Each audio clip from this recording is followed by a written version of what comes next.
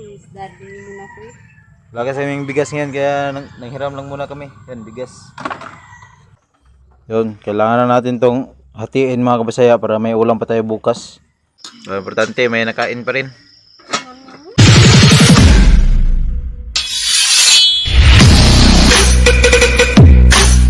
Mga kabisaya, magandang araw. Welcome back ulit sa aking YouTube channel. At sa video ito, ipapakita ko sa inyo itong aming ulam. Dahil nagkatay ako ngayon ng native na manok. Ito. Kasi wala na talaga kami, wala kaming pang-ulam. Wala nga din kaming bigas. Kaya ito. Hanggang sa bukas pa to.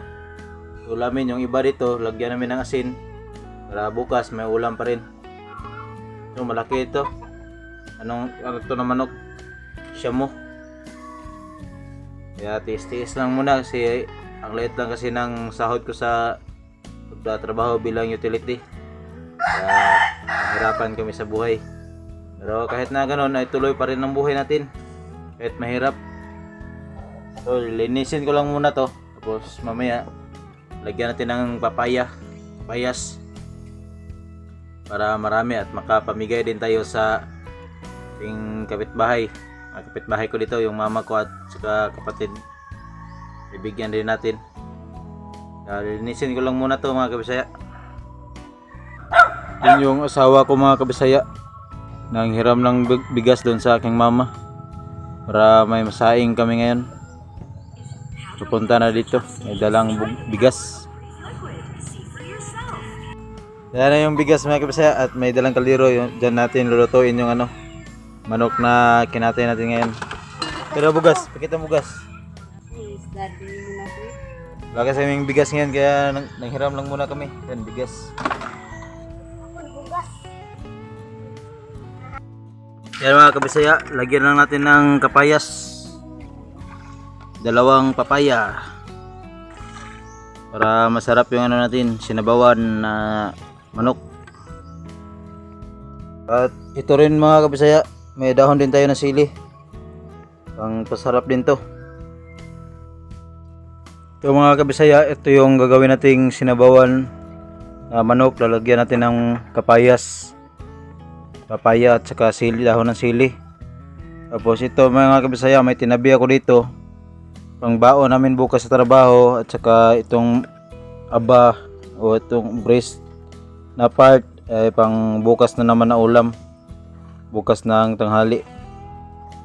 Yun, kailangan na natin tong hatiin mga kabisaya para may ulam pa tayo bukas. Kasi mahirapan na naman tayo bukas, saan tayo maghanap ng pang ulam. O lulutuin ko na ito mga kabisaya. Wala tayong bombay mga Bisaya, luya na lang yung gagamitin natin. Wala tayong ibang mailagay. Dahil wala tayong pambili ng Bombay. Kaya malayo din tindahan dito. Wala tayong mautangan. Tiis-tiis na lang kung anong meron dito sa paligid. Ayan na mga kabisaya, kumakain lang kami ngayon. Yun, yung paborito ni Dave, yung kanyang atay ng manok. Init. Tapos yun, may kapayas, maraming kapayas. Ito naman yung sa akin mga kabisaya, paborito kong isol. Isol itong tawag dito, yung puwet ng manok. Saka ang tawag dito, batikulon. Hindi yan batikulon. Yan yung ulam namin ngayon mga kabisaya. Tapos ito yung kanin, yung hiniram lang namin kanina kasi wala kaming bigas ngayon. So, importante may nakain pa rin. Yun, maraming salamat mga kabisaya. Bye. Binigyan na rin namin ng ulam yung mama ko tsaka mga kapatid namin. Hati-hati lang kami sa niluto namin ngayong manok para may pang-ulam.